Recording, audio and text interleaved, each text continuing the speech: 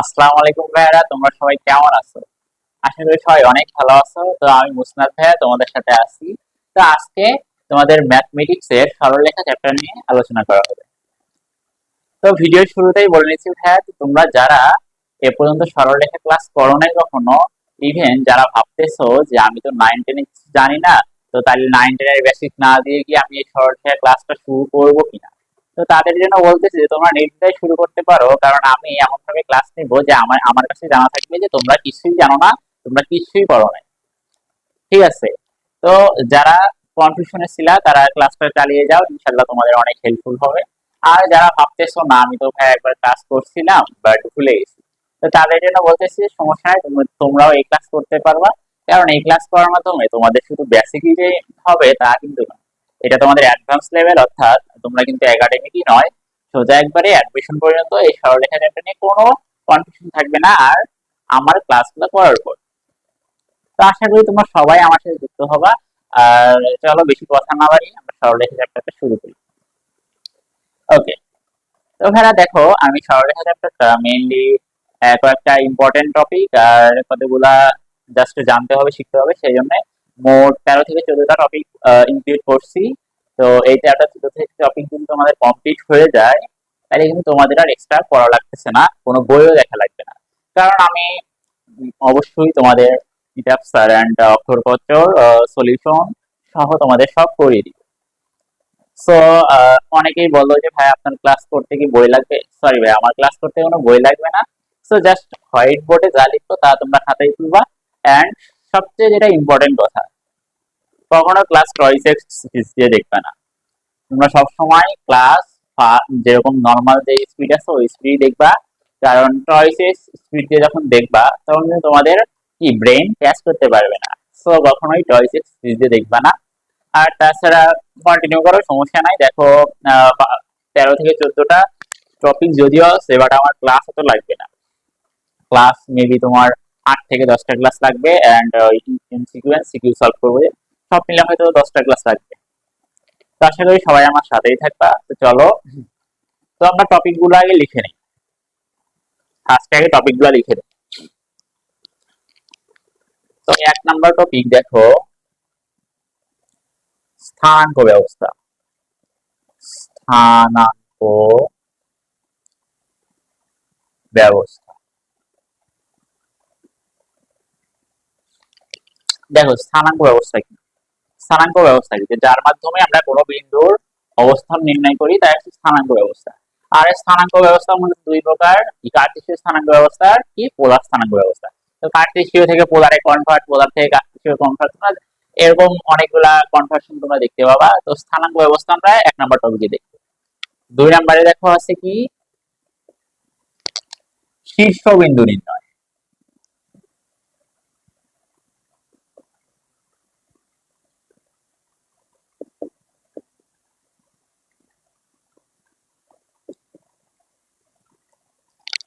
2 নাম্বারে কি শীর্ষবিন্দু নির্ণয়। শীর্ষবিন্দু কোনগুলা?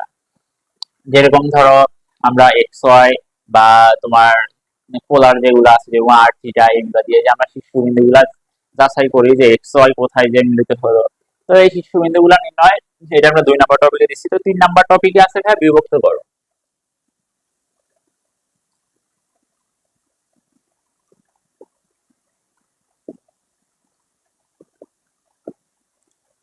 বিভক্তিকরণ।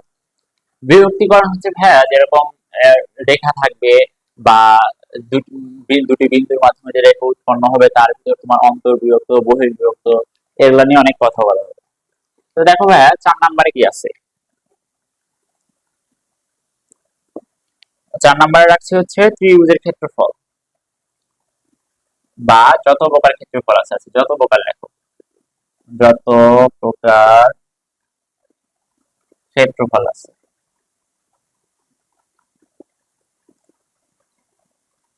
যত প্রকার ক্ষেত্রফল। আর তোমরা ছোটবেলায় কি করছো 9-10-এ? ত্রিভুজের ক্ষেত্রফল নির্ণয় করতেই তো পারো নাই। আচ্ছা, যারা নির্ণয় করছো দেখো তোমরা কিন্তু হাফ ইন্টু ওই সূত্র ইউজ করছো। তোমরা দেখো ওই সূত্র ছাড়াও যে অনেক সুন্দর সুন্দর সূত্র আছে যেগুলা 1 সেকেন্ডে ত্রিভুজের ক্ষেত্রফল বের করে দিতে পারবা। তো ওইসব সূত্র নিয়ে আমরা এই টপিকে আলোচনা করবো। Let's go 5 number topic. 5 নাম্বারে কি আছে? ঢাল নির্ণয়।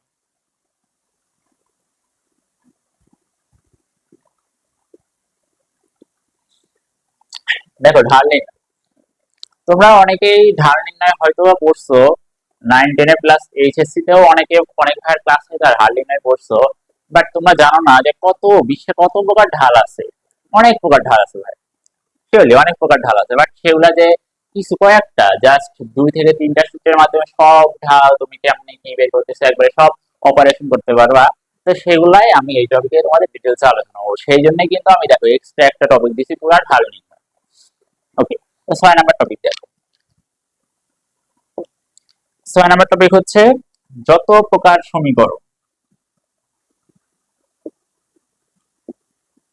যত প্রকার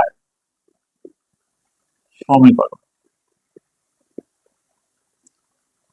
পৃথিবীতে যত সমীকরণ আছে তুমি আমি আমরা মিলে সবাই যত প্রকার সমীকরণ দেখছি প্লাস আছে, সব সমীকরণের সমাধান 6 নাম্বার টপিকে থাকতেছে। বুঝতে পারতেছো কত ইন্টারেস্টিং হবে, তাও আবার কয়েকটা সূত্র অ্যাপ্লাই করে।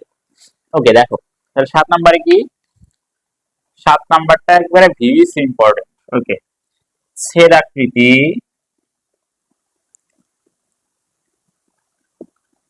ছেদাকৃতি ও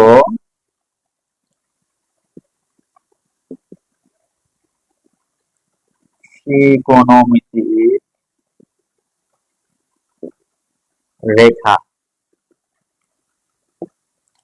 7 নাম্বার কি? 7 নাম্বার হচ্ছে ছেদাকৃতি ও ত্রিকোণমিতিক রেখা।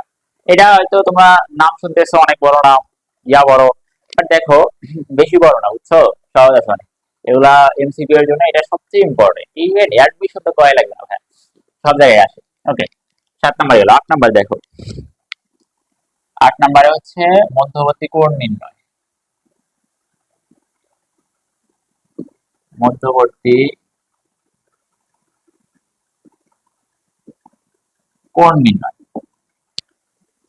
অর্থাৎ দেখো এই যে দুটি রেখার মধ্যবর্তী, ধরো এটা একটা রেখা, এটা একটা রেখা, এর মধ্যবর্তী যে কোণ থাকবে এই কোণ নির্ণয় হচ্ছে আমরা 8 নাম্বারে দেখবো। দেখো এটা কিন্তু সিকিউ এর জন্য ভিভিসি। ওকে, আচ্ছা 8 নাম্বার। 9 নাম্বার কি বলছে? 9 নাম্বার হচ্ছে লম্ব রেখা ও সরল সমান্তরাল রেখা। লম্ব রেখা ও সমান্তরাল রেখা। দেখো লম্ব রেখা সমান্তরাল রেখা কি? আগে দেখো, যেরকম ধরো দুইটা রেখা, এই দুইটা রেখা কখন সমান্তরাল হবে বা দুইটা রেখা কখন লম্ব হবে, তো এটা বুঝাবো তোমাদের এই 9 নাম্বার টপিকে। 9 নাম্বার টপিক অনেক ইম্পর্টেন্ট, অ্যাডমিশনের জন্য অনেক ইম্পর্টেন্ট। ওকে দেখো, এখন 10 নাম্বার টপিক কি যাচ্ছি। 10 নাম্বার টপিকে হচ্ছে দুটি রেখা বাট একটি আরেকটির উপরে, তাহলে কি বলে তাকে? যে সমরেখ। দুটি রেখা সমরেখ হওয়া সত্ত্বে, দুটি রেখা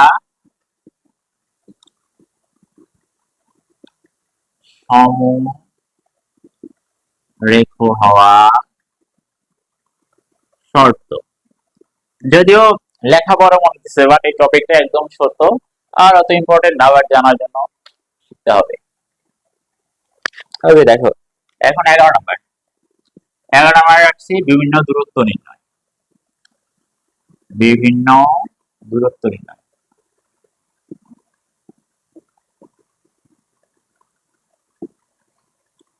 দূরত্ব নির্ণয়।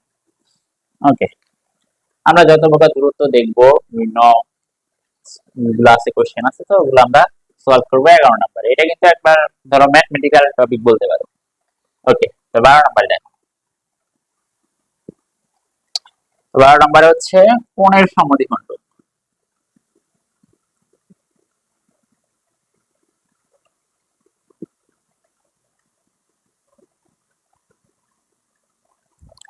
কোণের সমদ্বিখণ্ড কেমন?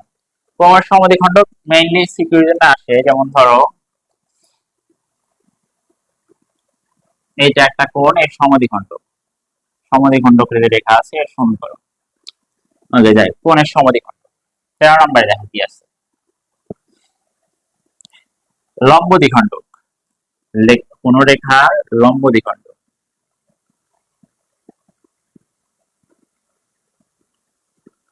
এটাও তোমার শুধু সিকিউ এর জন্য, এগুলো এমসিকিউ তে আসে না ভাই।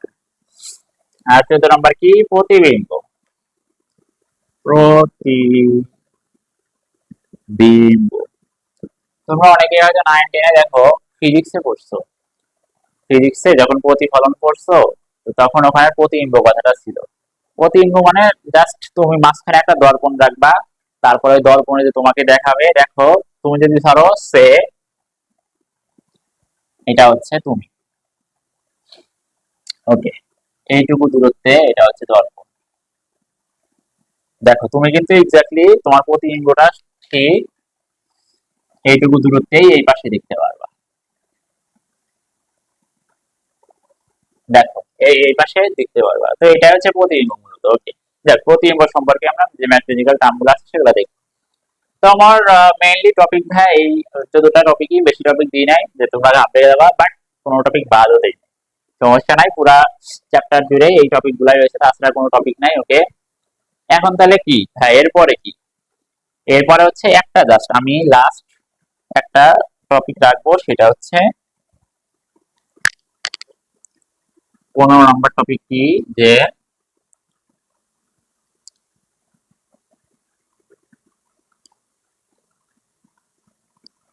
Admission and academy. না, এটা মেইনলি কিন্তু তোমার এটা কি হবে, ম্যারাথন ক্লাস। ম্যারাথন মানে একাডেমিকের অ্যাডমিশনে তোমার যত সলভ লাগবে এই চ্যাপ্টার সরলরেখাতে, সবগুলা কিন্তু আমরা এই 15 নাম্বার ক্লাসে করব। ওকে, দেখো তো আমার টপিক মূলত এই 14টাই।